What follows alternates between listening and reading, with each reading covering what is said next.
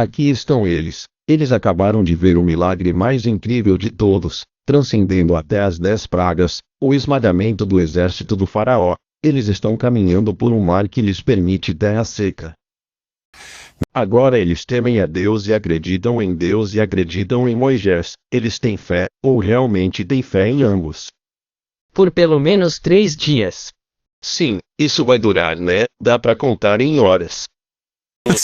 Isso é apenas, novamente, é brilhante que tem essa linha. Ei, adivinha só? Eles apenas viram isso, eles têm fé por um período de tempo totalmente finito. Milagres não funcionam e as pessoas não devem confiar neles para ter fé. Bem, essa é a diferença entre fé e prova em certo sentido, certo? Isso é muito bom, isso mesmo, sim. Mas mesmo que você obtenha provas, elas não duram. Um milagre deve ser a prova. Certo, certo. Não, isso também é uma indicação de sua inadequação. Bem, até mesmo a questão da prova. Prova em certo sentido, se você pensar sobre isso tecnicamente, a prova não pode funcionar em relação ao horizonte do futuro. Porque se é verdade que o futuro difere qualitativamente do passado, o que parece ser o caso, que literalmente não é previsível, então mesmo que algo tenha funcionado no passado, esse é o escândalo da indução. Só porque algo funcionou no passado não significa que funcionará no futuro. E isso significa que, em algum sentido real, acho que isso é fundamentalmente verdadeiro, em algum sentido real, você não pode enfrentar o horizonte do potencial do futuro sem fé. Isso é o que você usa para enfrentar isso. Porque, caso contrário, é mera repetição do passado, caso em que não é realmente o futuro, não é potencial. E então isso deve estar associado também à ideia da palavra que confronta o potencial no início do tempo. Isso é a verdade servindo ao amor em certo sentido, mas também deve ser algo como fé e a capacidade do potencial de trazer à tona a ordem que é boa, porque você nunca confrontou o contrário. E assim, portanto, as ciências naturais precisam de um grau de fé, um grau de credibilidade, quando você está tentando fazer previsões, ou um cientista está tentando fazer previsões e aplicar hipóteses, você está certo. Bem, a fé seria aquilo que corrige sua previsão, porque talvez você queira que sua previsão seja verdadeira, mas ainda mais fundamentalmente você tem que acreditar que o objeto transcendente que corrige suas pressuposições é bom, e que fazer contato com isso serve ao bem. E governado por regularidades, padrões e ordens vivificantes. Caso contrário, você pensaria mais como Prometeu, certo? Você pensaria, bem, não queremos fazer contato com o objeto transcendente como cientistas porque seremos presunçosos, isso apenas nos destruirá. Como você poderia facilmente, e você sabe, há alguma razão para pensar dessa maneira porque só Deus sabe o que você deve descobrir cientificamente, mas não é assim que os cientistas se orientam.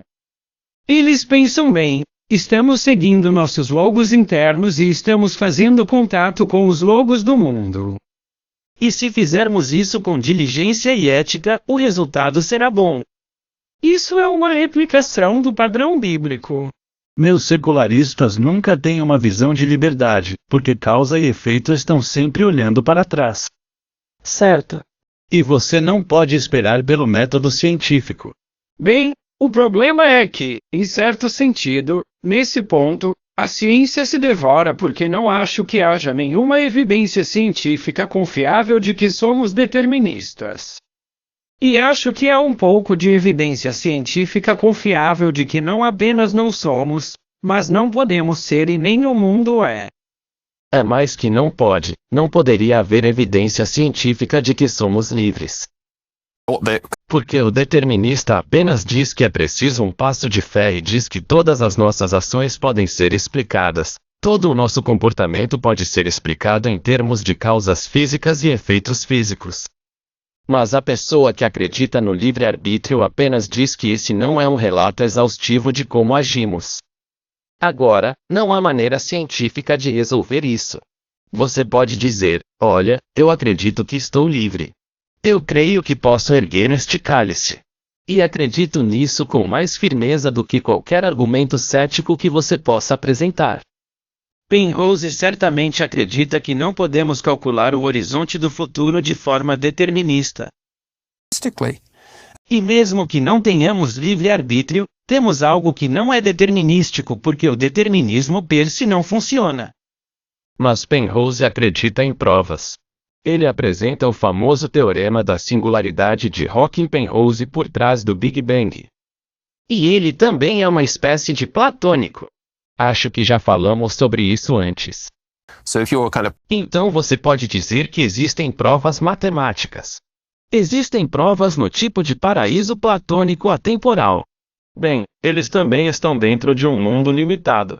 Claro, mas eles não poderiam ser, por assim dizer, na ordem física. Portanto, ficaríamos perfeitamente felizes em dar às crianças livros didáticos de matemática dos anos 1950 se elas ainda pudessem entendê-los. Ficaríamos muito preocupados se estivéssemos dando livros de física para crianças dos anos 1950 porque a ciência está avançando o tempo todo. E assim existe, simplesmente não há, você sabe, o ceticismo é saudável na investigação científica. Na verdade, você quase pode garantir que a ciência será muito diferente daqui a 20, 30, 40 anos. E, no entanto, adquiriu esse tipo de status sagrado, conhecimento científico, um tipo de que é, na verdade, a fonte de toda certeza. Bem, a ciência é na verdade o processo, não a consequência em algum sentido real, certo? Você parece um negador da ciência. Bem, certamente. Bem, uma das coisas que você aprende, Thomas como apontou isso também, é que é muito. Você não pode ensinar as pessoas a serem cientistas. Você não pode ensinar uma pessoa a ser um cientista ensinando-lhes doutrinas científicas ou fatos científicos. Porque as pessoas gostam de pensar na ciência como uma coleção de fatos. Mas se você observar como a ciência é praticada, na verdade é basicamente um sistema de aprendizado.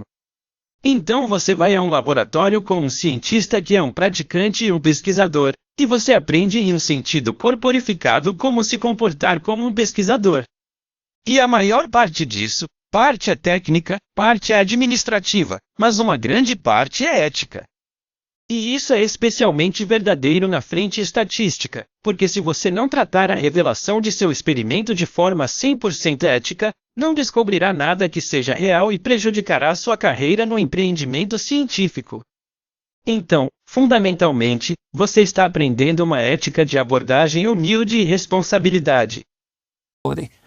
E esse é o treinamento incorporado como cientista. E ninguém diz isso realmente em um artigo científico porque é um dado adquirido. Mas não é um dado óbvio quando você começa a pensar nisso filosoficamente.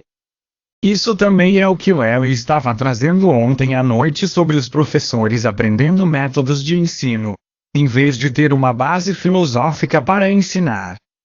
E vemos muito isso em Hollywood, onde há muitos cursos, programas, diplomas e certificados que ensinam a escrever e você pode estudar a escrita até o fim.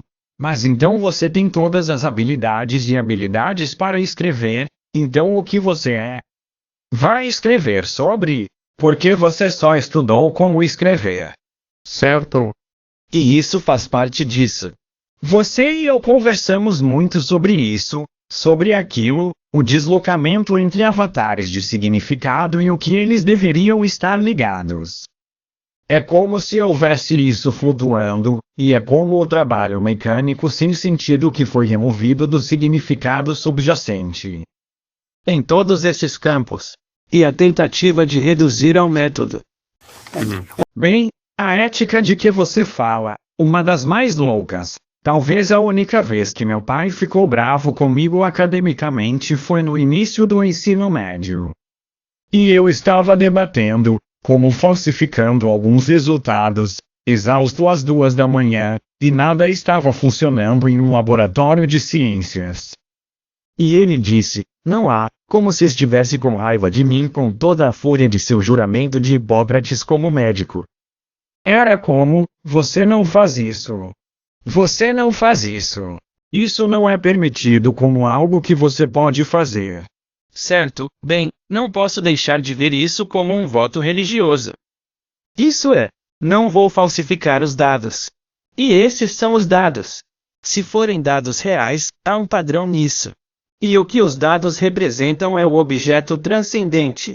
E isso é uma parte técnica da ciência porque você está tentando falsificar sua hipótese.